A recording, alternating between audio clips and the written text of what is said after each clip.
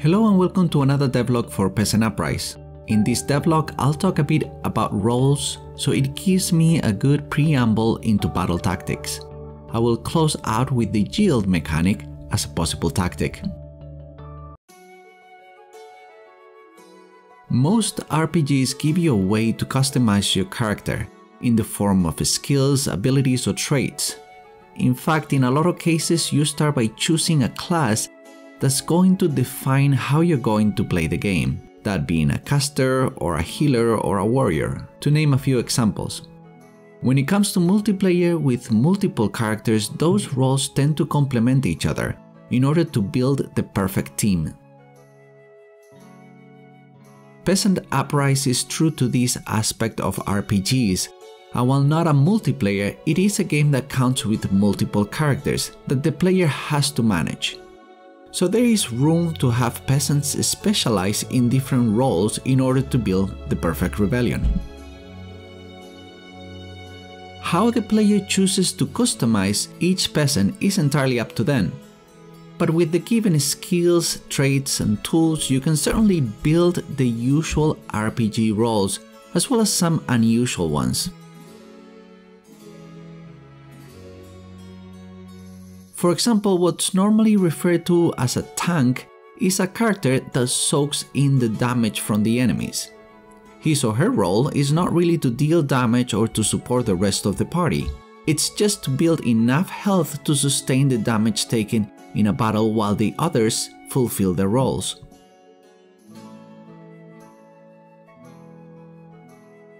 With that in mind, and looking at the skills and traits proposed, it's clear that spending points in the Constitution skill and the Survival trait is a good way to build up your tank. It also makes sense that your damage dealers, or DPS, would focus on things like strength and accuracy, and support units can focus more on improving tool proc, chance, and charisma. But Peasant Uprise is also a bit different due to the nature of its premise and gameplay. So you could also build a peasant as a worker, and as such, efficiency and a scavenger would be more appropriate. Of course, specializing too much is not advisable either, as all peasants can benefit from morale and food efficiency, as well as stamina. And finally, you could also build an all-around peasant, someone that will do okay in all aspects of the game while not being best at anything in particular. Tools are also important here. If the focus of the peasant is to proc tool abilities, a lighter tool makes more sense as you'll be able to swing it more times, while for a damage dealer a more powerful tool will yield the most damage, even if the swing time is higher.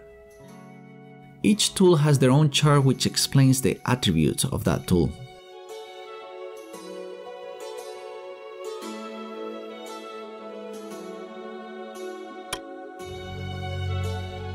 So as you can see, there are multiple ways in which the player can invest points to build a character to fill a particular role in your rebellion.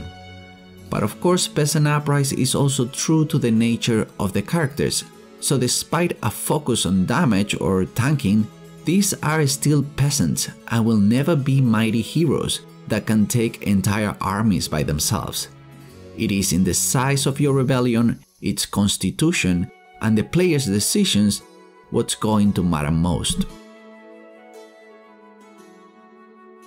Thus far, in Peasant Uprise, when you enter combat, the game will distribute your peasants evenly among the enemies, and that's still the default behavior.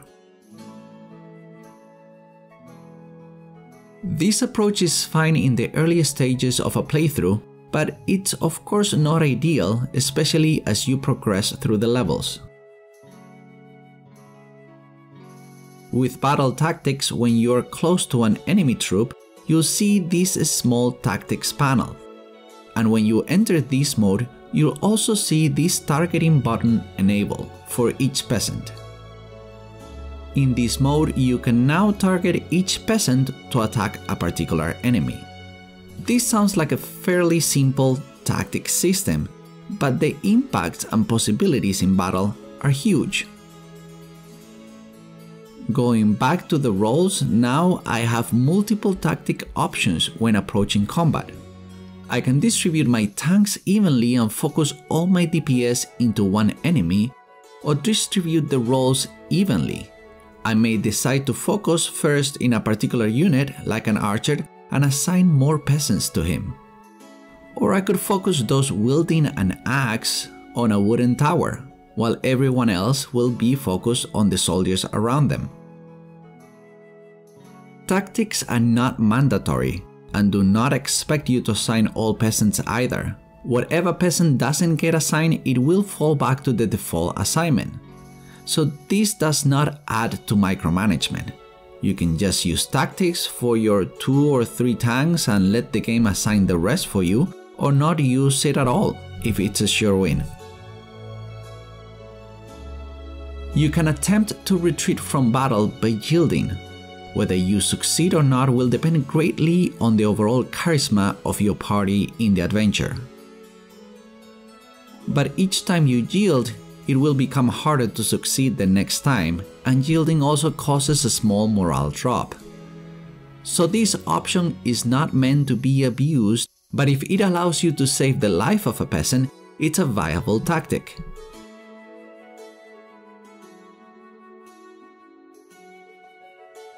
In conjunction with battle tactics when approaching an especially hard encounter, you could potentially focus your attacks in getting 1 or 2 soldiers down and then yielding.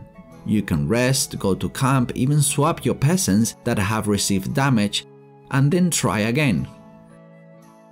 But this time around, the odds will be on your favor.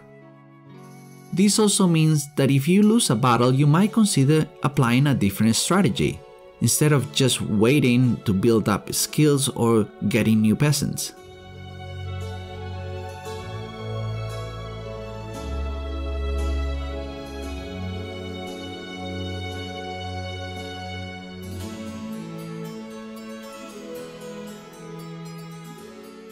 I find that with these additions, the player has a lot more control over how a battle is going to play out, and seeing a particular tactic work as you expected it is very satisfying. I hope you enjoyed this new addition, and I'm eager to hear your opinion in the comments.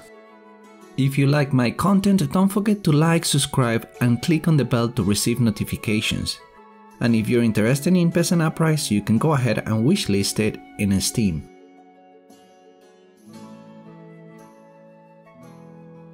With that said, I'll see you in the next update.